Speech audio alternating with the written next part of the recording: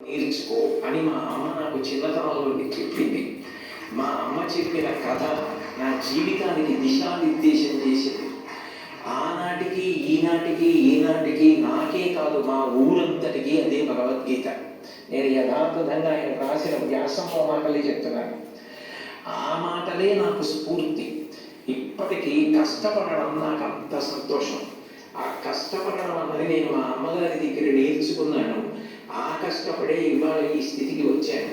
నేను ముఖ్యమంత్రినైనా మా అమ్మగారు మాత్రం మా ఇంట్లో గట్టిగా 3 రోజులు ఉండడానికి ఇష్టపడేది కాదు.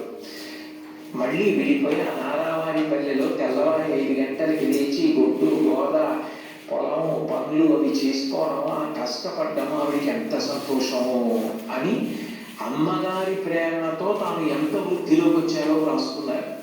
నేను ఏదో 4-5 విషయాలు మాత్రమే ప్రస్తావించాను. లోకంలో తల్లిని మించిన దైవం లేదు.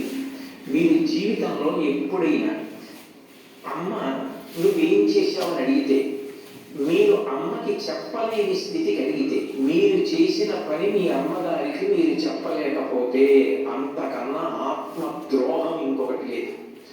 మీరు ఏది చేసినా మీ అమ్మగారికి చెప్పగలగాలి. ఇది నేను మా అమ్మకి చెప్పలేను అన్న పని చెయ్యకండి. మీరు ఒకవేళ తప్పు చేసినా మిమ్మల్ని క్షమించడానికి సిద్ధంగా ఉంటే మొదటి వ్యక్తి ఈ ప్రపంచంలో ఎవరైనా ఉంటే అమ్మే.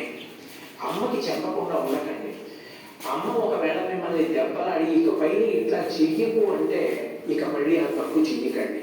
మీరు పిల్లలు కాబట్టి ఒకసారి చెయ్యొచ్చు ఎప్పుడైనా, కానీ పొరపాటు జరిగినా మీ అమ్మగారికి చెప్పండి, వద్దంటే మాత్రం చేయకండి. బహుశా కుటుంబం దగ్గరే నైతిక విలువలు మొదలవుతాయి. కుటుంబ విలువల గురించి ప్రస్తావన చెయ్యండి అని చెప్పి తన అనుభవంతో ఆయన నాకు సూచన చేయడానికి కారణం అదే అయి ఉంటుంది.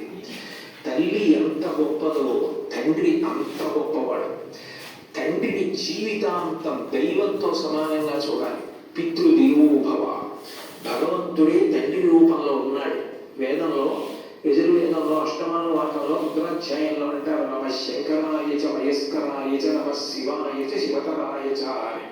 మన కంటికి కనపడని భగవంతుడు తండ్రి రూపంలో ఇంట్లో తిరుగుతున్నాడు.